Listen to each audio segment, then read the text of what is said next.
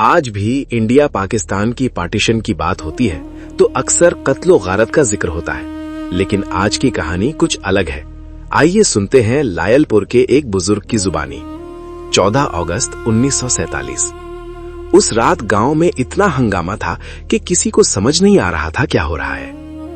दूर कहीं घर जल रहे थे। कुछ लोग अपने घर के सहन की कुछ मिट्टी और अपना सामान उठाए निकल रहे थे और कुछ बदकिस्मत माएं जल्दी जल्दी अपने बच्चों की कमीज पर उनका नाम सिल रही थीं।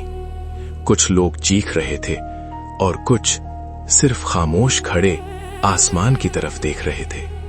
जानवरों को भी खुला छोड़ दिया गया, जैसे वो भी समझ गए हों कि उनके मालिक अब वापस नहीं आएंगे। मगर इस अफरा तफरी में सबसे मुश्किल फैसला दरपेश था, वो था बच्चों का फैसला। अगर आप इस खामोश और अजीब सफर को महसूस करना चाहते हैं तो बेहतर होगा हेडफोन्स पहन लें और कहानी को पूरी तवज्जो से सुनें।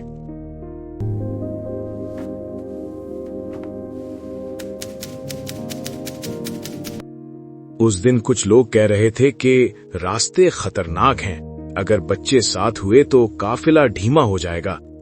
इसलिए एक अजीब तजवीज दी गई। एक अलग काफिला बनेगा और उस काफिले में सिर्फ बच्चे होंगे। पंजाब के कई इलाकों में उस वक्त बड़े बड़े काफिले निकल रहे थे। कुछ काफिले इतने बड़े थे कि उनमें लाखों लोग शामिल हो जाते थे और सफर अक्सर पैदल था।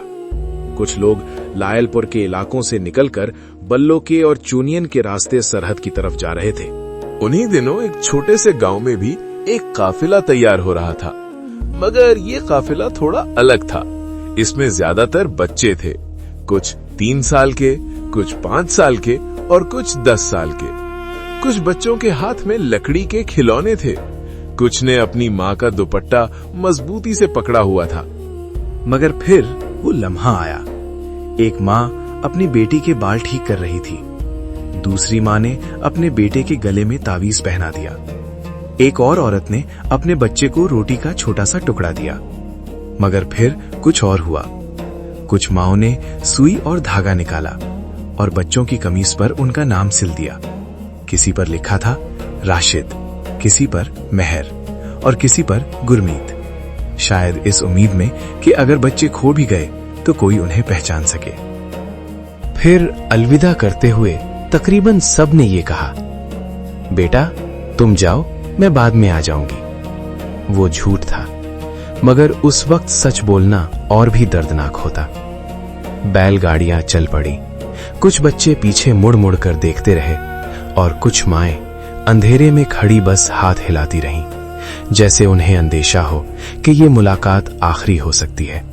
और काफिला धीरे धीरे गांव से दूर निकल गया। रात गहरी होती जा रही थी। कभी कभी दूर से जलते घरों की रोशनी नजर आती, कभी हवा में चीखों की आवाज गूंजती। काफिले के साथ चलने वाले लोग बच्चों को चुप कराने की कोशिश कर रहे थे। कुछ बच्चे सो चुके थे, मगर कुछ अब भी रो रहे थे और बार बार पूछ रहे थे, अम्मी कब आएंगी? मगर किसी के पास जवाब नहीं था। मगर फिर रात के किसी पहर काफिला एक ऐसे मोड़ पर पहुंचा जहां से उसके बाद किसी ने उसे दोबारा नहीं देखा। अगली सुबह सरहद के पास कुछ लोग काफिले का इंतजार कर रहे थे। उन्हें बताया गया था कि बच्चों का काफिला रात को निकला है, सुबह तक पहुंच जाएगा। लोग रास्ते की तरफ देखते रहे, मगर काफिला नहीं आया। 2 घंटे गुजर गए, फिर 4 घंटे, फिर शाम, मगर रास्ता अब भी खाली थी। तब किसी ने कहा, शायद रास्ता बदल गया होगा। मगर जब दूसरा दिन भी गुजर गया तो लोगों के दिल में एक खौफ पैदा हुआ, क्या काफिले के साथ कुछ हो गया? कुछ लोग तलाश के लिए निकले। उन्होंने वो रास्ता पकड़ा जहां से काफिला गुजरा था। रास्ते में कुछ अजीब निशान मिले, मिट्टी पर छोटे छोटे पांव के निशान, जैसे बच्चे कभी गाड़ी से उतरकर चले हों। मगर वो निशान थोड़ी दूर जाकर खत्म हो गए और फिर उन्हें कुछ और चीजें मिली। बच्चों के कुछ जूते, कुछ फटे हुए कंबल और कुछ दूर कपड़े जिन पर धागे से कुछ नाम सिले हुए थे। सब गायबे कहाँ नहीं? क्या हुआ बच्चों के साथ? तलाश कई दिन तक चलती रही, मगर काफिले का कोई पता नहीं चला। ना कोई गवाह मिला, ना कोई बच्चा।